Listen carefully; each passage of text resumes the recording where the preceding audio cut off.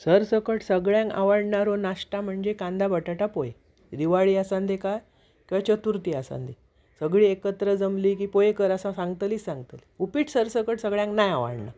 आज मी करते कांदा बटाटा पोहे. एक कढई घेतले, त्याच्यात घातले तेल, फोडणीक घातले मोहरी आणि कढीपत्तो, बारीक चिरून कांदा, उभी चिरून मिरची, सगळा व्यवस्थित परतून बारीक चिरून बटाटे, ताय सगळा परतले आणि वाफेर शिजवून घे.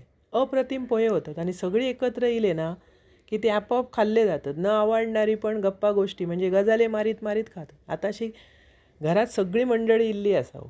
थोडो नाश्ता आज बाहेरसून पण मागवचो, कारण त्याच्यातले एक दोन असत त्यांना पोहे नको असत, म्हणजे ते कधीच खायत नाही.